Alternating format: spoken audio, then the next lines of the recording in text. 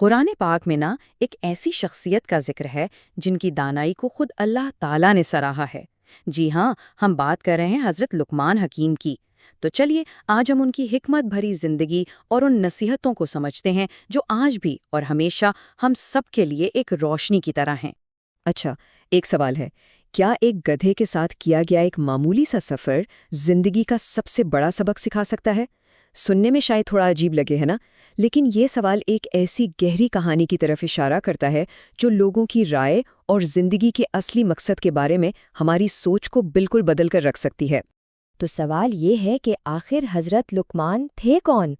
قرآن ہمیں بتاتا ہے کہ وہ ایک ایسے خاص بندے تھے جنہیں اللہ نے ایک بہت ہی خاص نعمت سے نوازا تھا، اور وہ نعمت تھی حکمت کی۔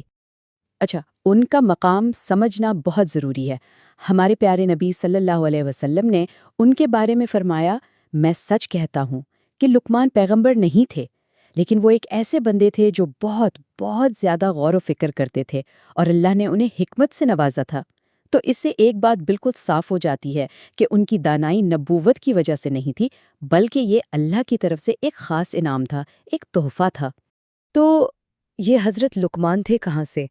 روایات ہمیں بتاتی ہیں کہ ان کا تعلق افریقہ کے نوبی قبیلے سے تھا۔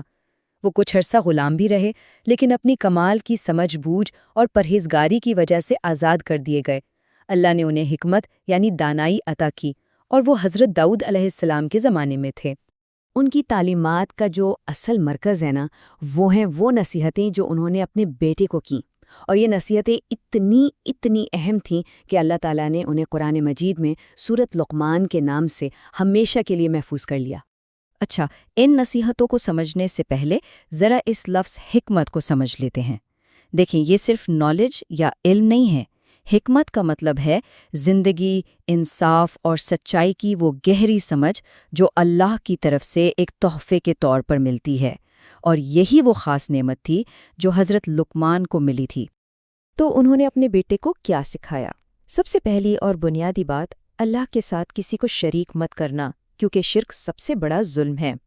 پھر کہا، اپنے والدین کا احترام کرو، نماز قائم کرو، اچھی بات کا حکم دو اور برائی سے روکو۔ جب بھی کوئی مشکل آئے، صبر کرنا، اور ہاں، زمین پر اکڑ کر مت چلنا، اپنی چال میں میانہ روی اور اپنی آواز کو دھیما رکھنا، یہ زندگی گزارنے کے بنیادی اصول ہیں۔ لیکن ان کی حکمت صرف باتوں تک ہی نہیں تھی، وہ عملی تھی۔ آئیے اس کی ایک چھوٹی سی لیکن بہت گہری مثال دیکھتے ہیں۔ تو ہوا کچھ یوں کہ ایک دن حضرت لقمان کے آقا نے ان سے کہا کہ ایک بھیڑ ذبح کرو اور اس کے 2 سب سے بہترین حصے لے کر آؤ۔ وہ گئے اور دل اور زبان لے آئے۔ ٹھیک ہے، اگلے دن آقا نے کہا، اب جاؤ اور اسی بھیڑ کے 2 سب سے بدترین حصے لے کر آؤ۔ جانتے ہیں وہ کیا لائے؟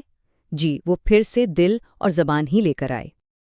اب آقا تو حیران ہو گئے، انہوں نے وجہ پوچھی تو حضرت لقمان نے جواب دیا، جب یہ دونوں یعنی دل اور زبان اچھے ہوں تو ان سے بہتر کوئی چیز نہیں، اور جب یہ بگڑ جائیں تو ان سے بدتر بھی کوئی چیز نہیں۔ کتنا گہرا سبق ہے اس میں کہ انسان کی ساری اچھائی یا برائی کا دار و مدار اس کے دل کی نیت اور اس کی زبان کے استعمال پر ہے۔ چلیں اب اس سب سے مشہور واقعے کی طرف آتے ہیں جو حضرت لقمان سے جڑا ہوا ہے۔ یہ ایک بہت ہی عملی سبق تھا جو انہوں نے اپنے بیٹے کو لوگوں کی رائے یعنی پبلک اوپینین کی حقیقت سمجھانے کے لیے دیا۔ تو قصہ کچھ یوں ہے کہ وہ اپنے بیٹے کے ساتھ ایک گدھا لے کر سفر پر نکلے۔ سب سے پہلے حضرت لقمان خود گدھے پر سوار ہوئے اور بیٹا ساتھ پیدل چلنے لگا۔ لوگوں نے دیکھا تو کہا، دیکھو تو ذرا یہ بوڑھا کتنا ظالم ہے، خود سوار ہے اور بچے کو پیدل چلا رہا ہے۔ اچھا، پھر انہوں نے بیٹے کو سوار کر دیا اور خود پیدل چلنے لگے۔ اب لوگوں نے کہا، یہ کیسا گستاخ بیٹا ہے، باپ پیدل چل رہا ہے اور خود مزے سے سوار ہے۔ ٹھیک ہے، پھر وہ دونوں ہی گدھے پر سوار ہو گئے۔ اب لوگوں نے کیا کہا، دونوں کتنے بے رحم ہیں، بیچارے جانور پر ظلم کر رہے ہیں۔ آخر میں تنگ آ کر وہ دونوں گدھے سے اتر گئے اور اس کے ساتھ پیدل چلنے لگے۔ تو لوگوں نے انہیں بے وقوف کہا کہ بھئی سواری پاس ہے اور پھر بھی پیدل چل رہے ہو۔ تو اس پورے سفر میں ہر قدم پر تنقید سننے کے بعد حضرت لقمان اپنے بیٹی کی طرف مڑے اور اسے وہ سبق سکھایا جو اس پورے تجربے کا نچوڑ تھا۔ انہوں نے اپنے بیٹے سے کہا، دیکھا تم نے، تمام لوگوں کو خوش کرنا ایک ایسا مقصد ہے جسے کبھی حاصل نہیں کیا جا سکتا۔ مطلب انسان کچھ بھی کر لے، لوگ ہمیشہ کچھ نہ کچھ کہیں گے ہی۔ تو پھر کرنا کیا چاہیے؟ حل کیا ہے؟ سبق یہ ہے کہ لوگوں کو خوش کرنے کے پیچھے بھاگنے کے بجائے ایک سمجھدار انسان اپنی پوری توجہ اس ایک مقصد پر رکھتا ہے جو واقعی اہمیت رکھتا ہے، اور وہ ہے اللہ کی رضا اور خوشنودی حاصل کرنا۔ یہ صدیوں پرانی حکمت آج بھی ہمارے لیے اتنی ہی اہم ہے، اور یہ ہمیں ایک بہت اہم سوال پر سوچنے کے لیے چھوڑ جاتی ہے۔ ہم سب کو خود سے یہ پوچھنا چاہیے کہ ہماری زندگی کے راستے کی رہنمائی کون کر رہا ہے؟